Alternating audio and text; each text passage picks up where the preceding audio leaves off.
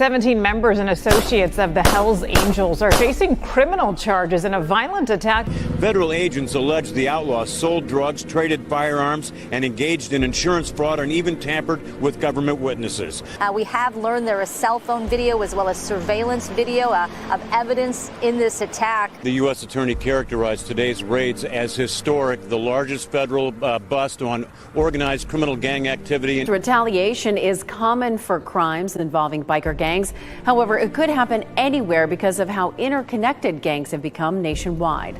The 3-year investigation resulted in 42 federal indictments on a variety of charges, including racketeering, money laundering, drugs, gambling, insurance fraud, and extortion. There's a bunch of bikers up here, and they're shooting guns and stuff. I need the police now. But on foot going towards 2nd Street. Okay, we see. Then you see a pack of Hells Angels going by, people are going to want to look. Next thing you know, cars. Because they're just staring at us and not paying attention to stop traffic. If you wanted to break the law on an everyday norm, you should have joined a street gang. That's what they're known for. That's what they do. You're not allowed to steal cars on my block. We steal those cars. I mean, it was so bad by us in Vegas. I was in the pool swimming, and the guys came back. Hey, Pee-wee, the cops are here. They want to talk to you. I said, well, go talk to them. Find out what they want. And they came back. They go, they want to talk to you. Typically, if you leave the club, if you haven't been in for 10 years, you're automatically out back. Got put out in 2006. Back in 2007, wound up going into Cannon. 2011. Came out of there. I had 4.5 years to walk off with zero support from that club. That they don't know what the they're doing. Do you understand that? Welcome to this episode of Chatting with Stacks. I'm your host, Bill Stacks, and today we got a lot to talk about.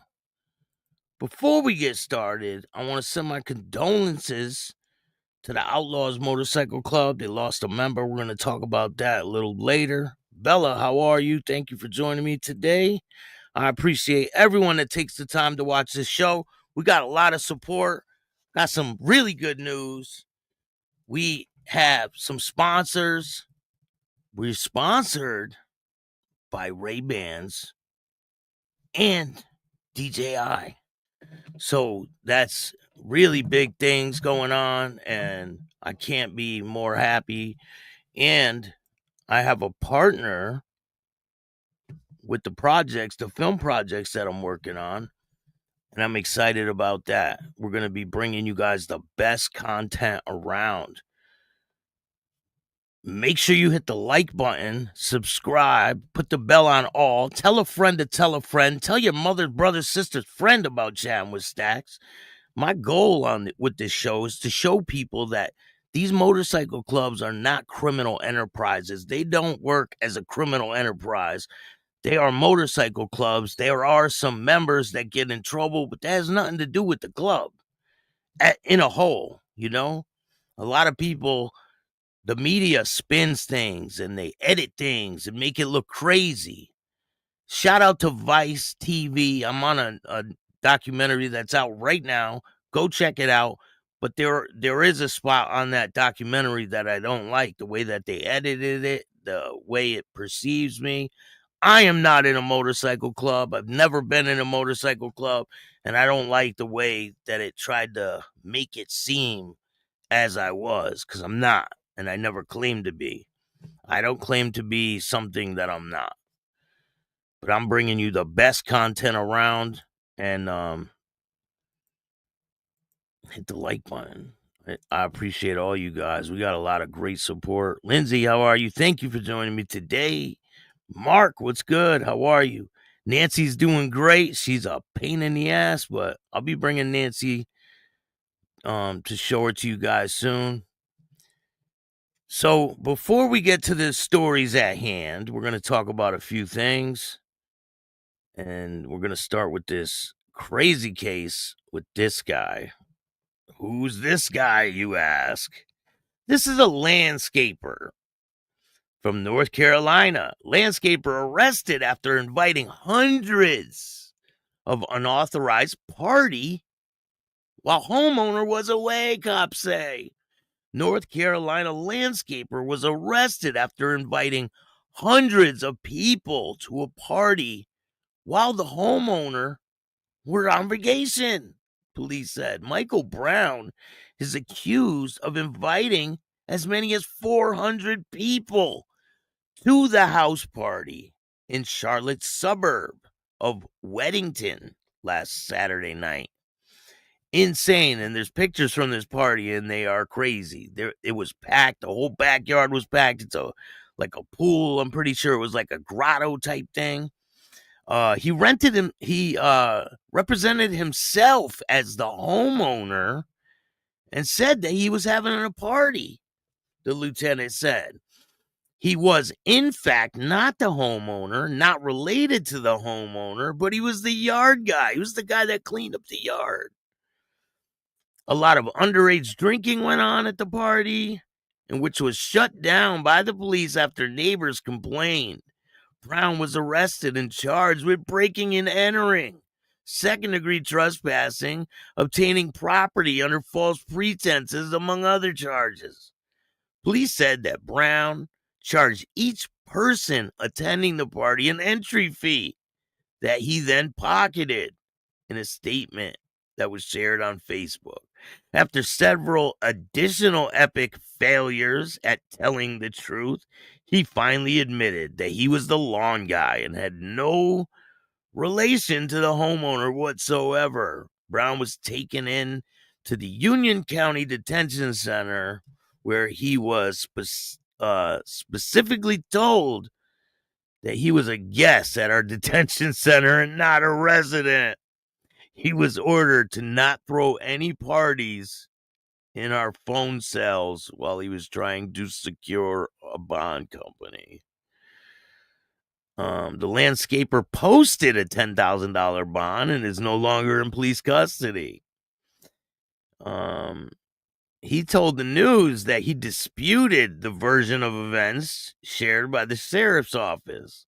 Brown also told the news outlet that he was even planning to host another party, that he doesn't believe he has lost the client.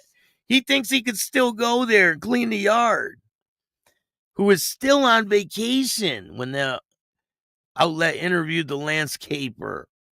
I'm just waiting for them to come home, just so I can continue to build my relationship and we can move forward, he said. Insane. What do you guys think of that story? Like, what do you do if you go on vacation and some random dude who's the landscaper throws a raging party at your house? Like, what do you do? Insane. What can you do? James, what's going on? Thank you. I appreciate that, James. Pierre, what's good? Yeah, the sponsorship is huge. We just got confirmation yesterday. Mountain Woman, how are you? We got a lot of great things on the horizon. If you thought the Vice thing was big, just wait till you see what's next. Big things in the works. From Montreal, well, we're going over to Canada today for our story about the Black Pistons Motorcycle Club. They're a support club for the Outlaws, I believe, right?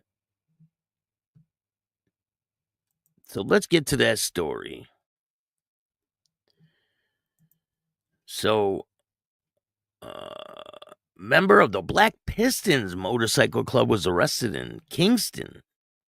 Kingston Police arrested a member of the Black Pistons Motorcycle Club on Wednesday night in regards to an assault charge. And their bikes were towed away from downtown Kingston. So more than a handful of Kingston police vehicles surrounded a corner of Ontario Street in downtown Kingston on Wednesday night. Among them were about 7 motorcycles and their riders, all part of the Black Pistons Motorcycle Club. According to their website, the group is a brotherhood and not a criminal organization. Just outside of the Landmark Condos, the resident captured photos of the scene from their balcony, and I'll show you guys them now. They got pictures of the bikes getting towed away and everything.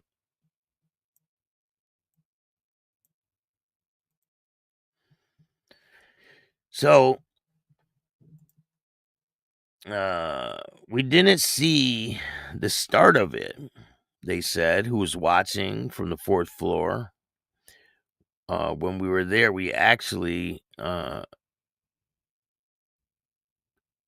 sedated. It felt like police were waiting for something. So these guys were probably out drinking or something.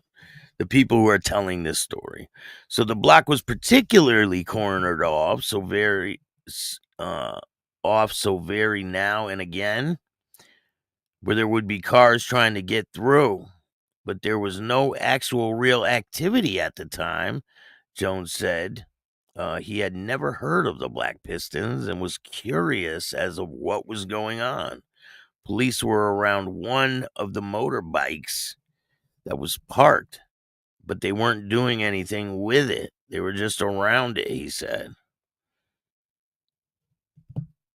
The media relations officer in Kingston Police arrest was made in relation with an assault call. Police are calling it an isolated incident and not related to the condo or the city's downtown. It was an assault that occurred previous to him being stopped, so he probably had a warrant or something. As a result of the arrest, the owner of the motorcycle had to be towed off the roadway as the owner was in custody and wouldn't be able to operate it. At this point, Kingston Police didn't have any additional information regarding the arrest or the alleged assault.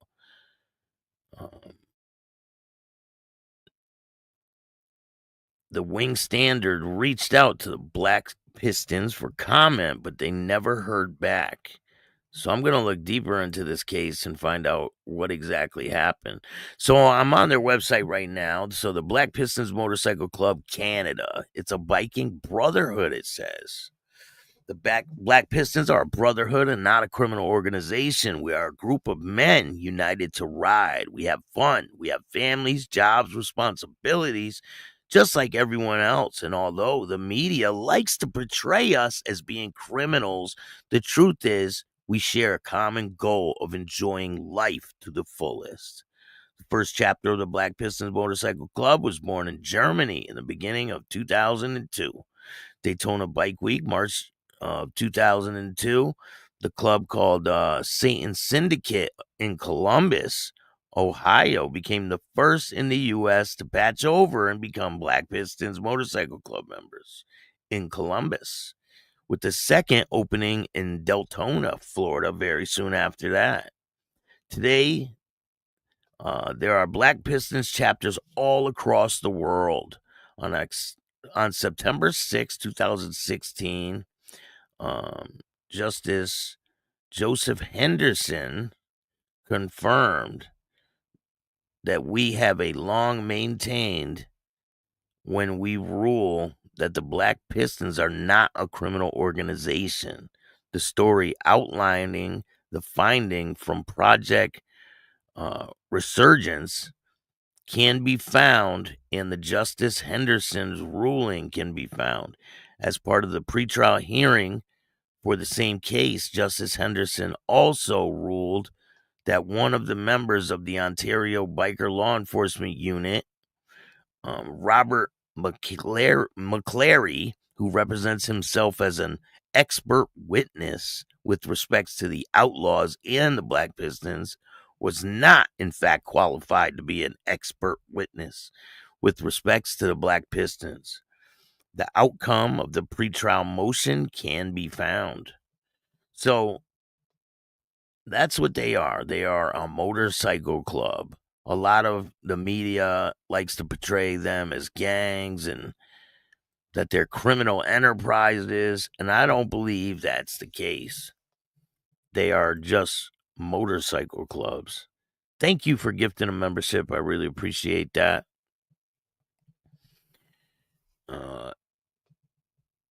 Abel, what's going on? How are you? Shout out to the Beast Motorcycle Club. I got a message from one of them recently. I've spoken to their founder before. Slow Ride, what's going on? Free Man, how are you? Insane Wheels, what's going on? So today, we're going to talk about the Outlaw member that passed away. It's a very sad situation. He's got a family and kids, and he lost his life tragically. He was riding his motorcycle, and he lost control of the bike, and he was thrown in front of a garbage truck where he was killed. His name is Randall Foster. He was one of the leaders, I guess, in Alabama. This is him right here. A lot of people wrote a lot of great things about him. And I have a video.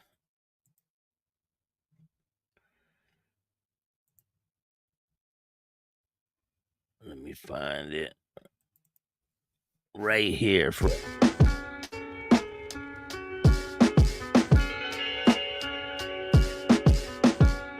So it says, Pell City, Alabama, May 19, 2025, shortly after 6:15 a.m. on U.S. Highway 231 north of Pell City.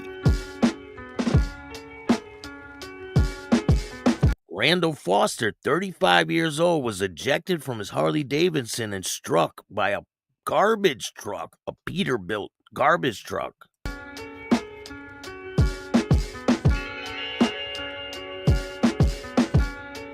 Sources say Foster sustained fatal injuries and was pronounced deceased at the scene.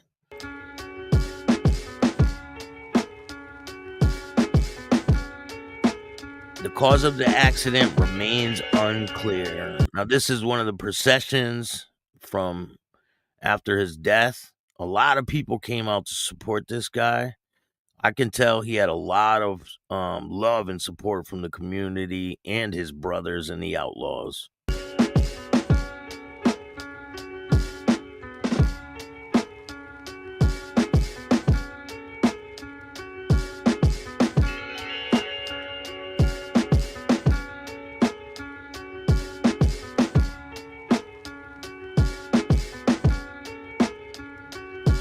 Path Killer, what's going on?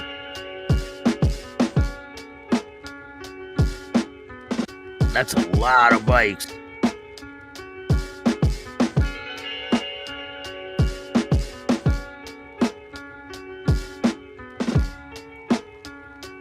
I've spoken to Outlaws, and they said there's nothing like an outlaw funeral. Just the energy there and the amount of people. I guess they send a representative from almost every chapter. Maybe not every chapter, but a lot of them. They come from all over the country just to pay their respects. And that's a very noble thing.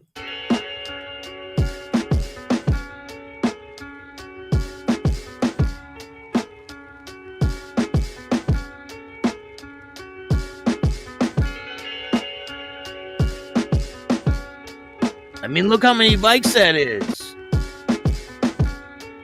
It just keeps going and going and going.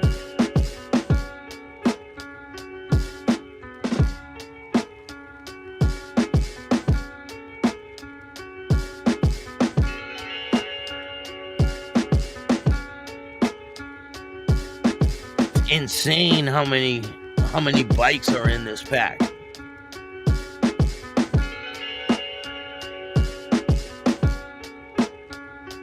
It's definitely a thing to see when you're driving down the road and a pack's coming. You're like, damn, they blocked the traffic off, the lights and everything.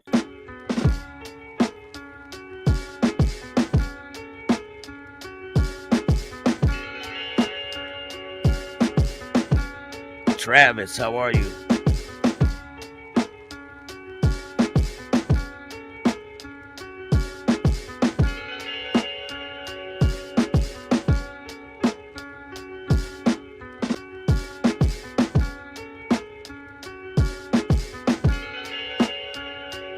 It just keeps going and going.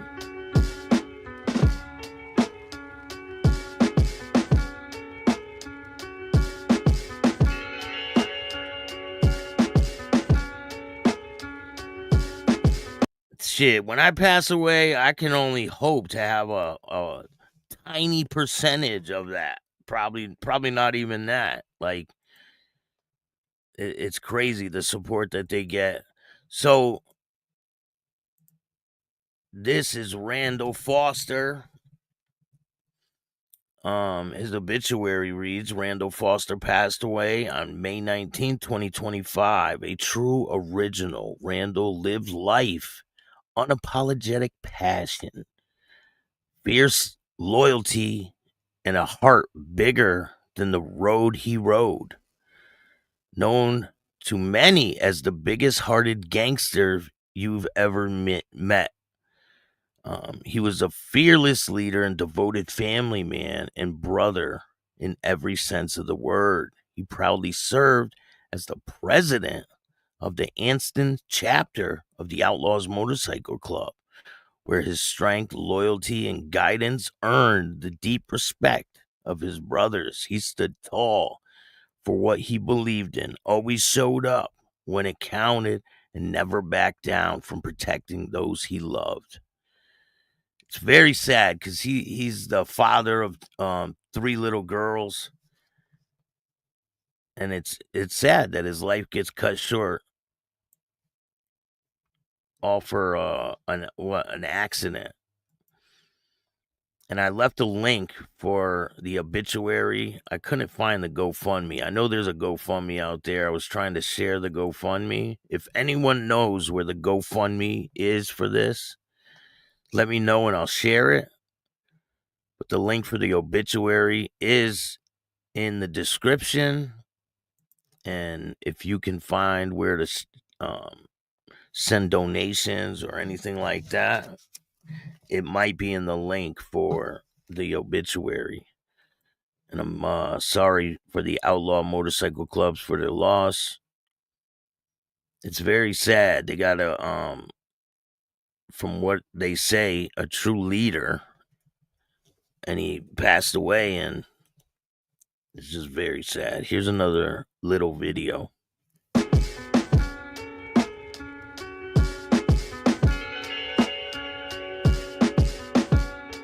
And when a situation like this happens, the police are always there. Sometimes they make arrests during funerals and stuff. That's like the most disrespectful thing that they can do. They don't just leave the people alone. They're there to do head counts and find out who's who and all this crap. They should just let the people mourn,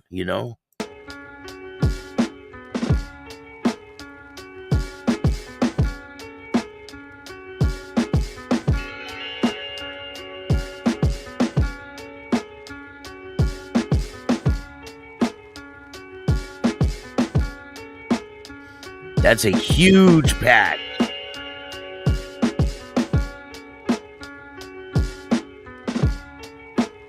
Look at all them bikes and how tight they're riding.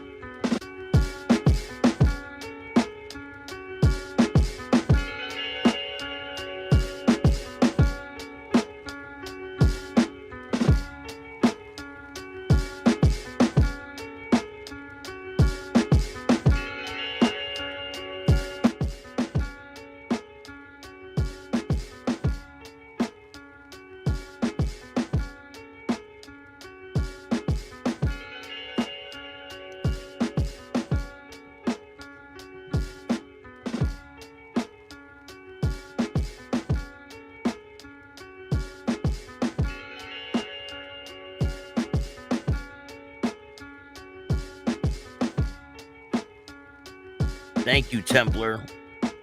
Hit that like button.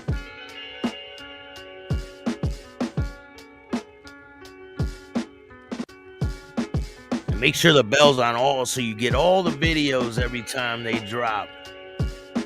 And I know I got my super fans watching in the background. They're not going to comment, but shout out to you. Can you believe how big that pack is? It's insane.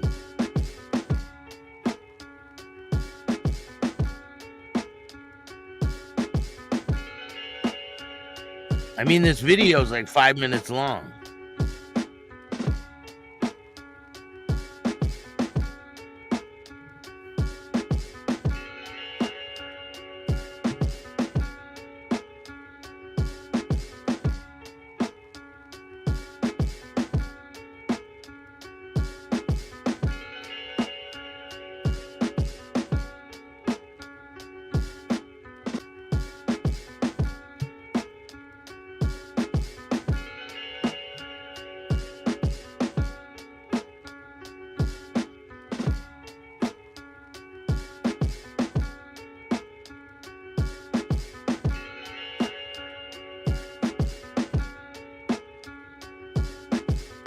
I mean, that's a long pack. Watch. Look, it keeps going and going and going. It's got to be like 500 bikes, probably more.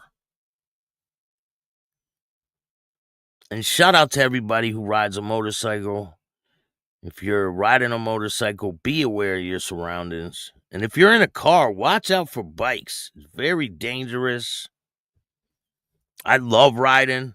It's definitely a feeling like no other.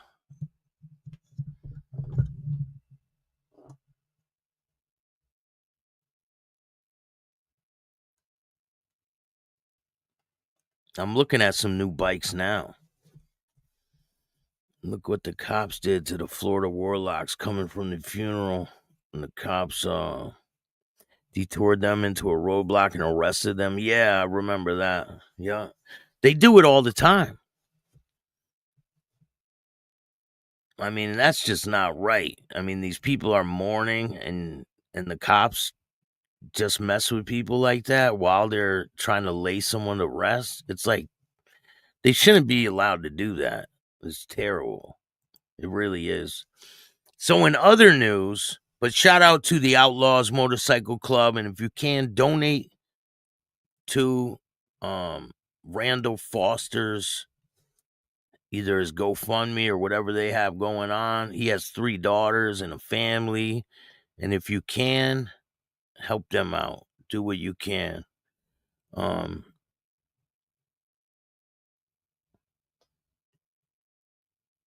sure there's a link out there. I was trying to find it. I could not find it. So we're going to take it over to India. So India,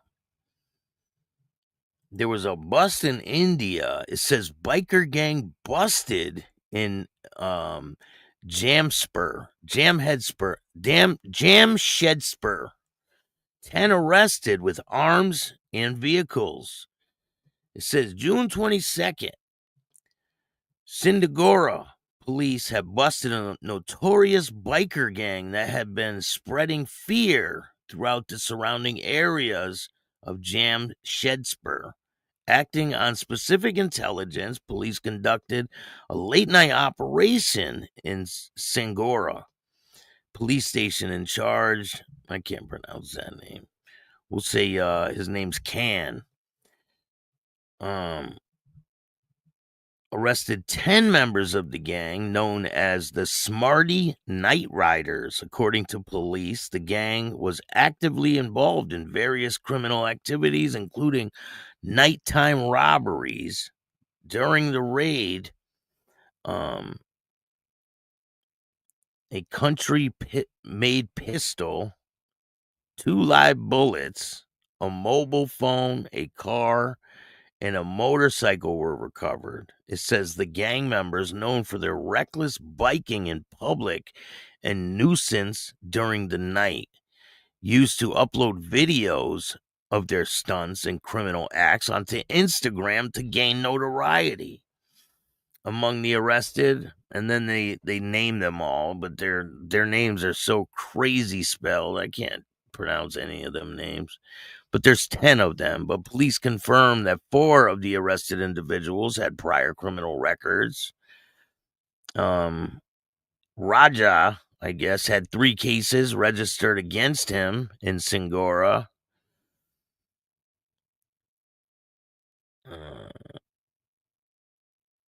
And the other ones had 1 case leveled against them. So, but they have a picture of them with their heads all covered by hoods. It's insane. Check this out. So these are the guys that they arrested. India does not play games. I mean, any other country, you know, down in South America, India, anywhere in the world other than the United States. I mean, the United States is cakewalk compared to these other countries. Not in some places, though, like California prison system. Some of the feds spots are pretty wild. I've heard some pretty wild stories about parts of the feds. James, how are you? James McNeely. Shout out to everyone that takes the time to watch this show. I really appreciate your support. So in other news, Italy seized $164 million from a businessman allegedly tied to Ndrangheta mafia. An Italian court has confiscated assets in Italy and Germany worth over 140 million euros, or 164 million in American money, from the 5 men active in an oil distribution industry who are accused of tax fraud and links to the Ndrangheta. Tax police said on Thursday. This guy's name is GDF. In the southern city of, that's the police chief's initials. In southern city of Rago, Calabria, said that the 5 Italian businessmen allegedly managed the entire distribution chain of oil products from a warehouse to a final roadside retailers.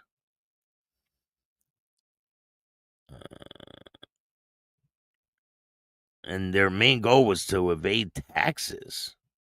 The unnamed 5 are alleged to have links with, and in some cases, to be members of the Ndrangheta clans, with the task of laundering the profits from criminal activity through their business activities, the GDF said in a statement.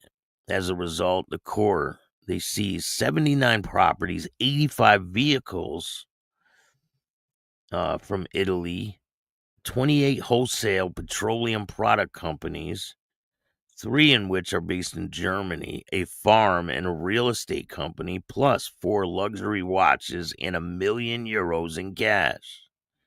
The total estimated value of the assets seized exceeded 140 million euros. Originally from the poor southern region of Calabria, the Ndrangheta has evolved into Italy's most powerful mafia organization and has spread across Europe and the rest of the world, pertaining into its so-called white-collar crimes. The National Anti-Mafia Agency said last month that its annual report that Italy's mafia is turning away from violent turf wars to collaborate with drug traffickers, prostitution rings, and money laundering. So, if you guys don't know, things are only going to get crazier in the U.S., especially with this election that's coming up.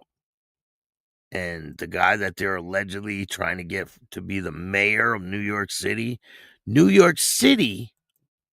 will be like this. Welcome to New York. And if you don't believe me, just go check out London.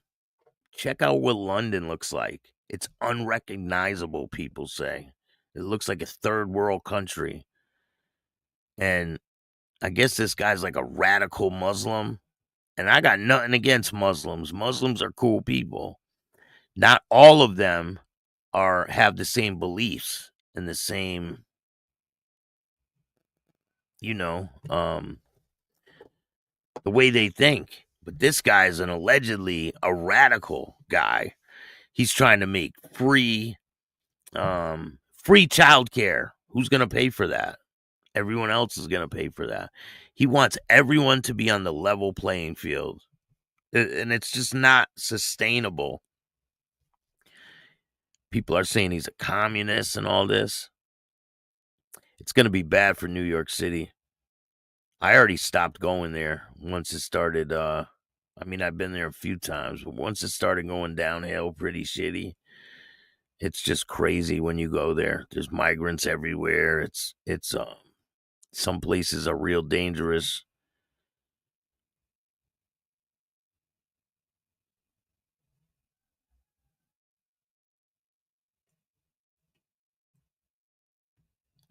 So there's an update in the case where the town was to accept this land gift, right? They accepted it. They said there's absolutely no way they're letting the money go to the Hells Angels because this guy left all kinds of money, like $850,000 plus a 14-acre property.